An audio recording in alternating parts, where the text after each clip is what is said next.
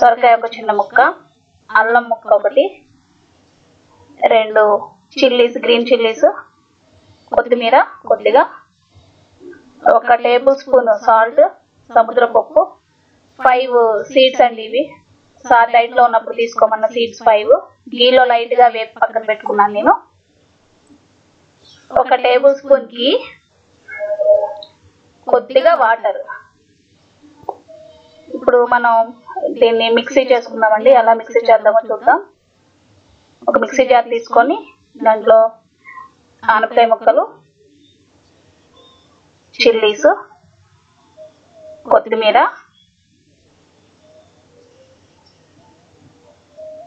Salt, 1 table spoon salt and ఈ seeds,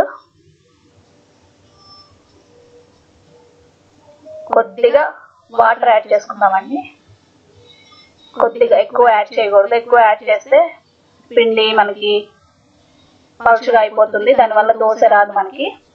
దీన్నంతా mixie చేసుకోవాలి, మిక్సీ పట్టుకోవాలి, మెత్తగా పిండి తయారు చేసుకోవాలి. తర్వాత స్టవ్ ఆన్ చేసుకొని ప్యాన్ పెట్టుకొని మనం ముందుగా తయారు చేసుకున్న పిండిని పక్కన పెట్టుకోవాలి. 1 టేబుల్ స్పూన్ గీ పెనం పైన వేయాలండి. అది కొంచెం హీట్ ఎక్కాక మనం దోశ వేసుకుందాం.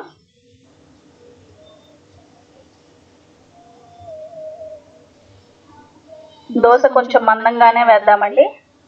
పలుచగా వేస్తే మనకి దోశ రాదు, మందంగానే వస్తుంది.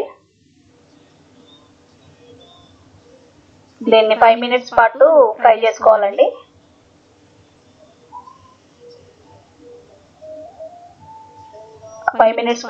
ఫ్రై చేసుకోవాలి.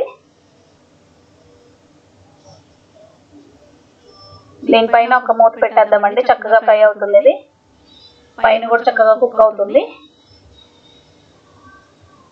స్లో ఫ్లేమ్ లో పెట్టుకొని 5 మినిట్స్ పాటు ఫ్రై చేసుకుందాం. తర్వాత దీని దోశలోకి చట్నీ రెడీ చేసుకుందామండి. ముందుగా స్టవ్ మీద ప్యాన్ పెట్టుకొని గీ 1 స్పూన్ వేసుకొని కొద్దిగా జీలకర్ర యాడ్ చేసుకుందాం.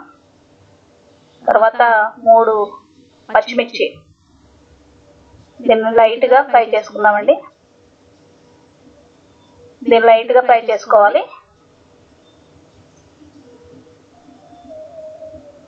తర్వాత పుదీనా యాడ్ చేసుకోవచ్చండి. ఇది పుదీనా కొబ్బరి చట్నీ అండి. కొబ్బరి లైట్ గా మనం తీసుకోవచ్చు.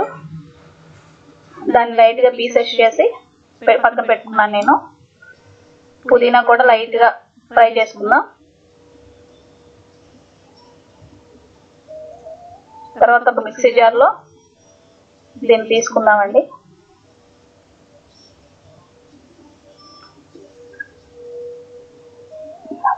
మిక్సీ జార్ లో కొబ్బరి పీసెస్, కొంచెం సాల్ట్ తీసుకున్నాను. ఇప్పుడు దీన్ని కూడా యాడ్ చేసుకుందాం. పుదీనా కూడా యాడ్ చేసుకుందాం. యాడ్ చేసుకున్న తర్వాత మిక్సీ పట్టి పక్కన పెట్టేసుకుందాం. ఈలోపు మనకు దోశ కొంచెం ఫ్రై అయ్యి ఉంటుంది. చూద్దాం. ఒక సైడ్ ఫ్రై అయ్యి ఉంటుంది. చాలా స్లోగా టర్న్ చేసుకోవాలండి దీన్ని, లేకపోతే దోశ విడిపోయే ప్రమాదం ఉంది. చాలా స్లోగా టర్న్ చేసుకుందాం. మనకు కావాలంటే పైన ఇంకొంచెం గీ వేసుకోవచ్చండి. ఇంకొంచెం ఒక మినిట్ 1 మినిట్ హై ఫ్లేమ్ లో పెట్టుకోవాలి. తర్వాత దీన్ని స్లోగా టర్న్ చేసుకుందాం. ఒక 3 మినిట్స్ పాటు బాయిల్ చేద్దాం. దీన్ని 3 మినిట్స్ పాటు ఫ్రై చేద్దాం. మన దోశ చక్కగా ఫ్రై అయిపోయిందండి.